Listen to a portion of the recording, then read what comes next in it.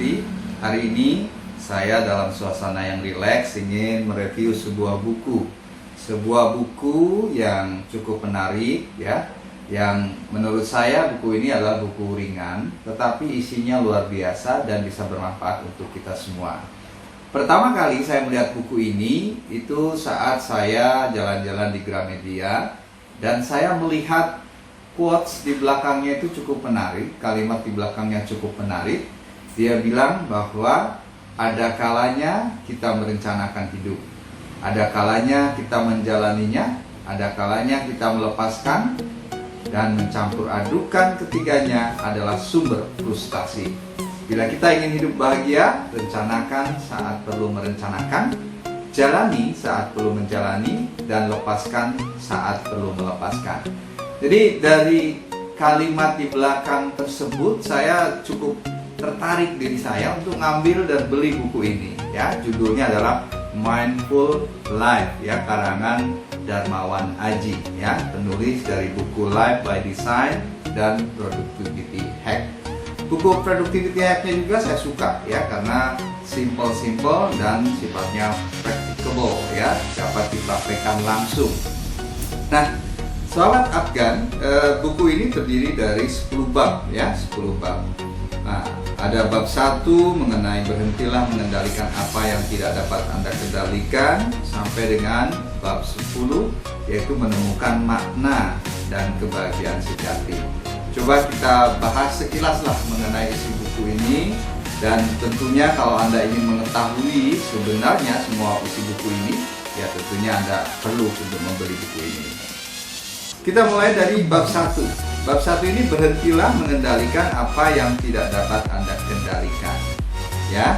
Jadi bab 1 ini ya, seperti menjelaskan mengenai konsep teori daripada dikotomi kendali. Ya. Konsep teori dikotomi kendali ini dikenalkan oleh filsafat Stoicism ya, di mana dia mengatakan bahwa dalam hidup ini ada sesuatu yang bisa kita kendalikan dan ada sesuatu yang tidak bisa kita kendalikan. Ya, sesuai dengan judulnya, berhentilah mengendalikan apa yang tidak dapat Anda kendalikan, bahwa prinsipnya dia mengambil quote ya, ada ungkapan bijak yang mengatakan kita tidak dapat mengendalikan arah angin, tapi kita dapat mengatur layar dan mengarahkan perahu kita. Jadi teman-teman sekalian, setelah kita tahu apa yang bisa kita kendalikan dan apa yang tidak bisa kita kendalikan, tentunya supaya hidup ini menjadi lebih bahagia, lebih tenang, lebih santai. Karena kayaknya tujuan daripada penulis buku ini adalah supaya kita menjalani hidup ini lebih bahagia, lebih tenang, lebih santai, tetapi tidak meninggalkan kesuksesan juga. Artinya kita bisa meraih apa yang kita inginkan dalam hidup ini juga ya. Makanya judulnya Mindful Life. Jadi kembali ke bab 1 ini, bahwa di bab 1 menjelaskan bahwa sumber stres itu berawal dari mengendalikan hal-hal yang di luar kendali kita. Semakin banyak kita memikirkan hal-hal tersebut, semakin besar pula potensi stres kita. Dan coba renungkan, selama ini hal-hal yang kita pikirkan lebih banyak yang mana ya. Jadi saya pikir ini cukup baik, dan selanjutnya dia menjelaskan bagaimana caranya supaya kita dapat mendapatkan hasil-hasil yang diharapkan dengan fokus pada apa yang kita bisa kendalikan ya. Kemudian bab 2 ini membahas mengenai memahami apa yang benar-benar berharga dalam hidup ya. Bab 2 ini bicara seperti itu. Jadi banyak kita semua ya, termasuk saya juga, kadang-kadang merasa sangat tergantung pada segala sesuatu yang sifatnya tidak abadi ya. Kita kebanyakan merasa bahagia tatkala menyandarkan pada harta, tahta, anak, pasangan, popularitas, dan lain-lain. Padahal sebenarnya menurut penulis buku ini itu adalah sesuatu hal yang tidak kekal. Jadi apabila kita menyandarkan pada itu semua, dia berpendapat bahwa kita akan sulit bahagia bila menyandarkan kebahagiaan kita itu pada ketiga hal yang tadi saya sebutkan. Kita akan sulit bahagia bila membuat syarat yang sulit untuk kita pastikan keberadaannya, dan kita akan sulit bahagia bila menyandarkan kebahagiaan pada hal-hal di luar kendali kita. Nah, oleh sebab itu, bagaimana kita bisa bahagia, ya? Maka dia menyarankan bahwa kebahagiaan muncul dari dalam, bukan dari luar, bukan dari apa yang kita miliki, bukan dari siapa yang kita kenal, bukan dari mana yang kita berasal, bukan dari kapan dan di mana kita berada saat ini. Hal-hal di luar diri kita itu bersifat indifferent alias tidak mempengaruhi kebahagiaan kita. Jadi menarik nih, dari buku ini banyak kalimat-kalimat yang menggunakan the power of three, ya, artinya diulang-ulang, ya. Kita bahagia dari sini, kita bahagia dari situ, ya. Jadi menarik, ya, menurut saya cukup menarik. Kemudian bab berikutnya adalah menemukan kebaikan di balik setiap masalah, ya. Jadi teman-teman sekalian, ya, saya mensarikan dari buku ini, ya, bahwa ya memang hidup ini adalah rangkaian dari masalah demi masalah, ya. Pada saat kita masih jomblo, kita selalu, ya, membuat atau merasa bahwa kita ini masih jomblo nih, bermasalah. Ya, solusinya apa? Supaya tidak ditanyain terus sama teman-teman kapan kawinnya kita, ya, akhirnya kita menikah, ya.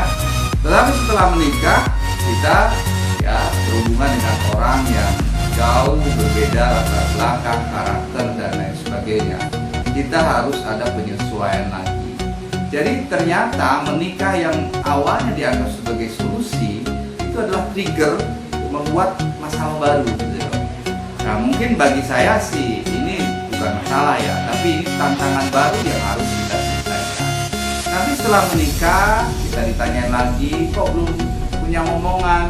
Nah, itu masalah lagi. Kalau kita tidak punya omongan-omongan, maka berdoa pada Tuhan, Tuhan tolong diberi putra putri yang soleh dan soleha. Setelah lahir putra putri, ya, itu awalnya menyelesaikan masalah pertama, ya, sebelumnya. Tapi ada masalah lain, apakah masalah keuangan, apakah masalah manajemen waktu, karena sometimes bayi itu waktunya tidur siang hari, bangun malam hari, padahal berbeda dengan kita. Jadi itu masalah baru. Setelah itu udah dewasa, sekolah, ya, sekolah juga masalah baru. Ya, kalau anak kita cukup baik, cukup pintar, mungkin mudah saja mendapatkan ke sekolah favorit. Tapi terkadang, ya, tidak sesuai dengan harapan, ya, nilainya kurang baik, ya. Tetapi ya pada saat seperti kemarin penerimaan SMP, SMA, ya, kita tidak mendapatkan sekolah yang sesuai dengan harapan. Jadi oleh sebab itu, karena setiap hidup itu adalah serangkaian masalah, maka menurut buku ini, ayolah kita berdamai dengan masalah, dancing with the problem. Jadi yang penting adalah, ya, ini mari kita meningkatkan kapasitas kita yang lebih besar daripada masalah-masalah yang akan timbul. Nah, itu jadi saya teringat Jim Rohn, ya, quotes Jim Rohn, ya. Lebih baik kita membuat kita menjadi lebih hebat daripada masalah-masalah yang akan muncul. Jadi tatkala kita lebih hebat dari masalah yang muncul, kita akan menganggap masalah itu sebagai sesuatu yang, ya, dinamika hidup yang membuat hidup ini lebih berwarna dan bisa nikmati, ya. Kemudian bab berikutnya adalah bab 4, ya, mengendalikan dan menguasai diri, ya. Jadi dia mengatakan, saya ambil, ya, bagian daripada buku ini, ya. Ada teori baru yang mengatakan bahwa emosi adalah hasil belajar dari hasil bentukan. Teorinya ini disebut dengan teori of constructed emotion yang ditemukan oleh Lisa Feldman Barrett, ya. Beliau menjelaskan dengan teorinya gini: in every waking moment, your brain uses past experience organized as a concept to guide your action and give your sensation meaning. When the concept involved are emotion concept, your brain constructs instance of emotion. Ya. Artinya apa? Jadi menurut pengungkap teori ini bahwa emosi adalah bentukan hasil dari pembelajaran dan pengalaman. Emosi bergantung pada persepsi yang dibentuk oleh atau dalam otak kita ya. Emosi tidak akan datang begitu saja. Emosi yang kita rasakan muncul dari apa yang kita pikirkan ya. Jadi di situ di buku ini juga kita mendapatkan ya respon kita pada sebuah kejadian yang menentukan hasil yang kita dapatkan ya. Jadi Anda bisa membaca lebih detail mengenai hal tersebut. Kemudian bab berikutnya dari buku ini adalah bab 5. Bab 5 ini bicara mengenai ya kalau bahasa kerennya itu mindfulness ya. Jadi kita hadir utuh di sini saat ini juga ya. Jadi teman-teman sekalian, mindful itu artinya menjalani hidup dengan sadar ya, melakukan satu aktivitas satu waktu, menyadari penuh apa yang sedang kita lakukan di sini dan saat ini. Jadi kita harus fokus kepada saat ini, jangan fokus kepada masa lalu atau masa depan ya. Kita fokuskan dulu. Ada saatnya kita untuk memikirkan masa depan, ada saatnya kita untuk feedback masa depan. Tetapi mindfulness ini ya mengatakan bahwa bila kita ingin menikmati hidup, meminimalkan stres dan hidup lebih sadar, lebih banyaklah melakukan multitasking ya. Jadikan setiap aktivitas yang kita lakukan sebagai meditasi, sebagai sarana untuk melatih pikiran dan perasaan. Nah, bagaimana meditasi itu bisa dilakukan supaya kita lebih nyaman hidupnya? Ada dibahas di bab 5 tersebut ya. Kemudian bab 6 ini bicara mengenai pikiran kita bukanlah kenyataan ya.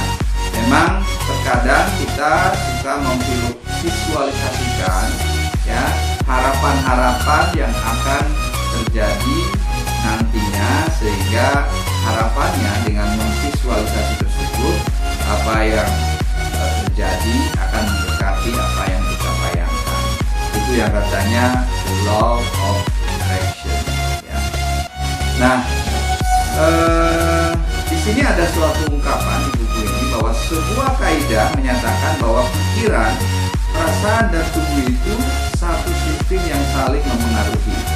Setiap pemikiran pasti memicu sensasi fisik tertentu dalam tubuh kita ya. Jadi tentunya kita perlu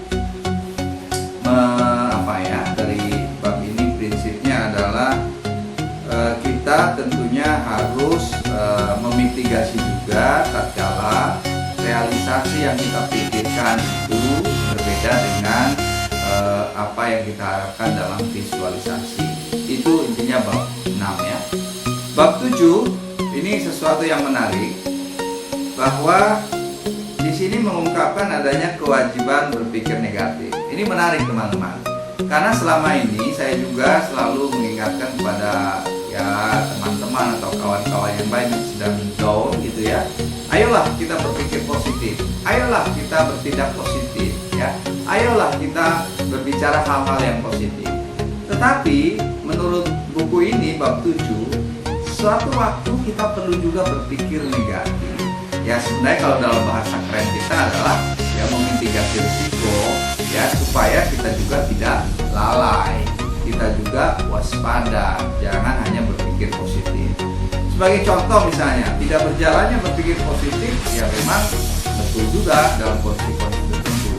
Sebagai contoh misalnya ya, kita sedang naik pesawat, kita duduk di kelas bisnis depan ya, tiba-tiba terjadilah kepada pilotnya, bahwa pilotnya tiba-tiba tidak sadarkan diri. Kemudian kita diminta nih ya, penumpang yang paling depan diminta tolong dikendalikan daripada you think you can, you can. If you think you cannot, you cannot. Nah, dalam konteks itu ya nggak pas lah ya berpikir positif dalam konteks seperti itu. Jadi kadang-kadang berpikir positif juga, berpikir negatif juga itu penting ya untuk kita melakukan mitigasi risiko ya. Jadi menarik nih bab ini tentang masalah berpikir negatif. Bab 8, hidup selaras dengan orang lain. Nah, ini menarik teman-teman sekalian. Ya. Jadi di sini ya, dia mengungkapkan bahwa peta bukanlah wilayah yang sesungguhnya dengan kenyataan lah maksudnya ya. Mungkin maksudnya dengan kenyataan yang sebenarnya di lapangan. Dan setiap orang merespon sesuatu berdasarkan petanya masing-masing. Jadi ya, apalagi berhubungan dengan orang ya. Kita mungkin pernah belajar ada jenis-jenis orang, pendekatannya ada yang dominan, ya, ada ISC lah ya, ada steadiness ya. Tetapi kadang-kadang karakter yang sudah disebutkan di sana ya, itu juga kadang-kadang pas kita berhadapan dengan orang yang bersangkutan itu ternyata berbeda dengan kenyataannya ya. Oleh sebab itu kita perlu kita mungkin perlu untuk ya sesuai dengan judul bab inilah menselaraskan dengan orang lain dalam rangka untuk kita bisa mencapai tujuan. Kemudian bab berikutnya adalah bab 9 nih, berdamai dengan diri ya, berdamai dengan diri. Berdamai dengan diri ini ya. Jadi saya ambil nih kalimat yang menarik nih misalnya ya. Merefleksikan betapa baiknya kita bersikap terhadap orang lain akan mengingatkan kita bahwa kita juga mampu bersikap baik terhadap diri sendiri. Mengingatkan kita bahwa kita juga pantas mendapatkan belas kasihan. Ya prinsipnya ya di sini menyandarkan bahwa ya, you get what you give. Anda akan memperoleh apa yang Anda berikan. Apabila Anda memberikan sesuatu kebaikan, maka kebaikan tersebut yang akan Anda peroleh juga dari orang lain ya. Nah, terakhir bab 10 karena ternyata panjang juga ya. Bab 10 dia mengatakan menemukan makna dari kebahagiaan sejati. Nah, di bab 10 ini sebenarnya ya merangkum beberapa saya ambil merangkum dari bukunya The Drive ya.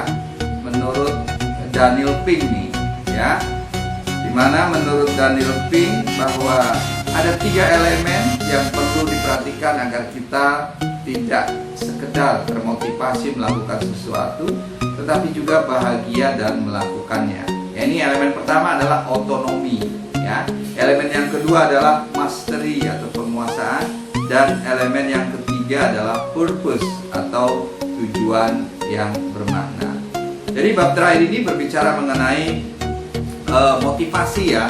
Motivasi itu ada motivasi kalau saya sebut 1-0-O, ada motivasi 2-0-O dan 3-0-O. Nah ini ada di bukunya Drive dan Everything. Di 1.0 itu karena motivasi yang pertama, dulu kita ingin hidup ya. Hidup itu seperti apa? Motivation 2.0 itu motivasi yang carrot and stick ya, kasih reward and punishment.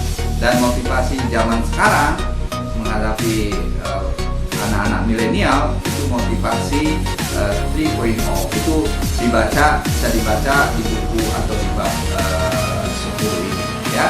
Saya pikir menarik tadi ada 3 yaitu otonomi ya, memberikan otonomi kepada mereka, kemudian mastery membuat mereka menguasai suatu hal dengan baik, dan terakhir ya tentunya motivasi yang paling besar adalah ketika kita mempunyai the highest purpose ya, tujuan yang paling bermakna. Saya pikir buku ini cukup menarik, sekali lagi ya teman-teman sekalian, cukup menarik namun ringan, walaupun menurut saya ini sebenarnya merangkum dari beberapa buku yang cukup berat ya, cukup berat, tapi ternyata dirangkum lagi oleh Mas Darmawan Aji dengan bahasa yang cukup populer dan bahasa yang enak untuk dibaca. Saya pikir buku ini layak untuk dibaca untuk saat-saat Anda rileks gitu ya.